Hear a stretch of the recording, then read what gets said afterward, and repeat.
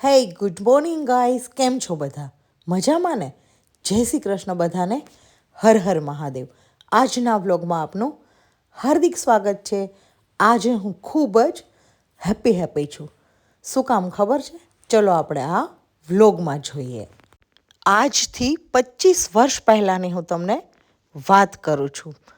અમારા ઘરે ખૂબ જ આતુરતાથી એક નાનું ફૂલ બાળક અમારી લાઈફમાં આવે, મારા ઘરમાં આવે એવી અમે રાહ જોઈ રહ્યા હતા.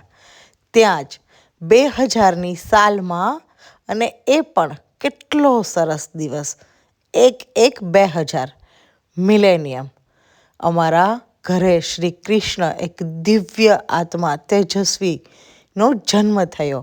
અને એ હતા અમારા બિટ્ટુ ભૈયા.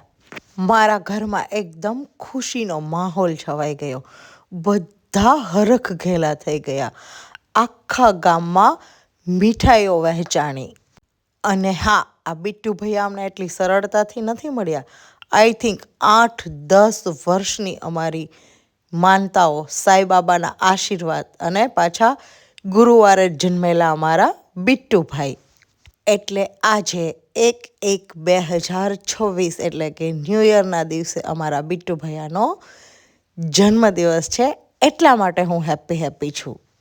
તો ચાલો આપણે એમને કરોડો દુઆઓ સાથે એમના બર્થડેની મસ્ત મજાની વિશ કરી દઈએ. जीव 100 साल शेर की ढाल रे मेरे भाई रे, खुशियां पे भर दे आज तेरा बर्थडे करेंगे तबाही रे, ओए नाच नाच के आज गति माहौल जमा देंगे, ओए सिस्टम पाट देंगे, तेरा हैप्पी आड़ा बर्थडे भाई रे गति खास बना देंगे, आज तेरा हैप्पी आड़ा बर्थडे भाई रे गति खास बना देंगे, टोनी ऑन द बीट. અને આજે તમે ફોટો જોઈ રહ્યા છો ને, એ બિટ્ટુ ભૈયાના નાનપણમાં બહુ બધા બર્થડે સેલિબ્રેટ કર્યા છે એના ફોટો છે. અને હા, મજાની વાત તો એ છે કે બિટ્ટુ ભૈયાનો બર્થડે હોય ને તો હું પોતે જાતે ડેકોરેશન કરું, મારે જ કેક લાવવાની, બિટ્ટુભાઈના કપડાં લાવવાના. મને એટલી બધી ખુશીઓ હતી, કદાચ હું ગમે ત્યાં હોય ને તો પણ ત્યાંથી ઘરે આવી જાઉં.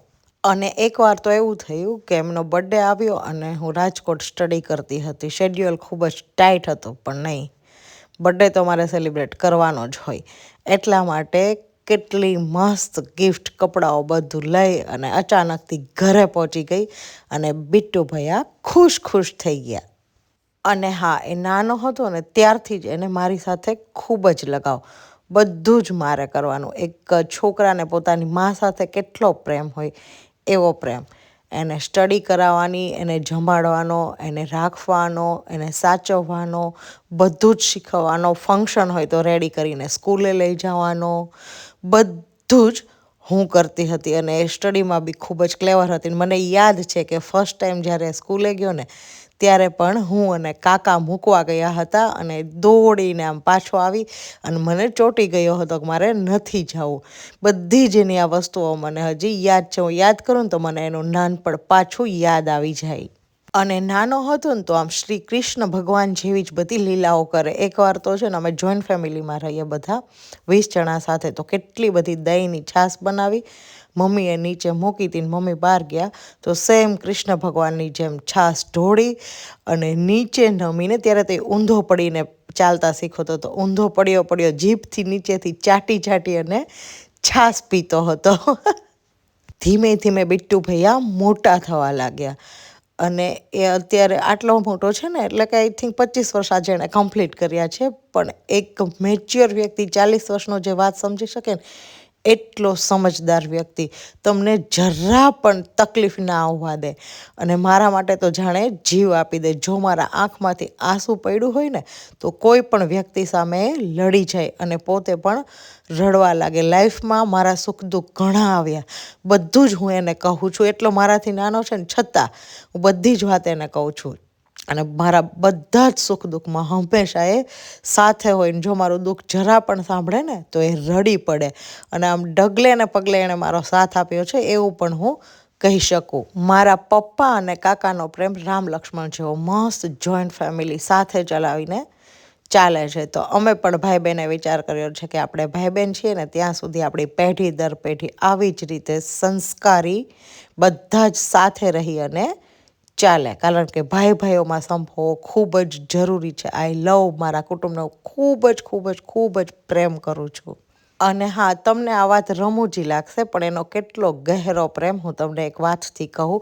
નાનો હતો ને તો એમ કે દીદી, એણે માનતા રિયલમાં કહી હતી કે મારા દીદીના ક્યારેય લગ્ન જ ના થાય, લગ્ન ના થાય ને એટલે મારી દીદી લાઈફ ટાઈમ મારી સાથે રહે.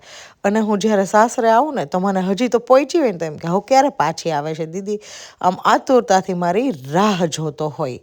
હું સ્ટડી કરતી ને ધારી, અમરેલી, પછી જોબ પણ કરતી હતી, તો હરેક વખતે લેવા આવવું, મૂકવા આવવું, મારે કાંઈ ફંક્શનમાં હોય તો જવું હોય તો એની ટાઈમ એ રેડી જ હોય. અડધી રાતે કહે ને કે બિટ્ટુ ભૈયા જવાનું છે એટલે બિટ્ટુ ભૈયાની ગાડી બહાર જ હોય. અને સાસરેથી ઘરે જાઉં ને તો એને ખબર હોય કે દીદીને શું શું ભાવે છે, દીદીને જમવાનો ખૂબ જ શોખ છે, તો બધી જ નવી નવી વસ્તુઓ લાવીને રાખે મારી માટે અને નવી નવી હોટલ ને બધું શોધીને રાખે કે દીદી આપણે અહીંયા જમવા જાશું, તને બહુ ભાવે છે ને માટે.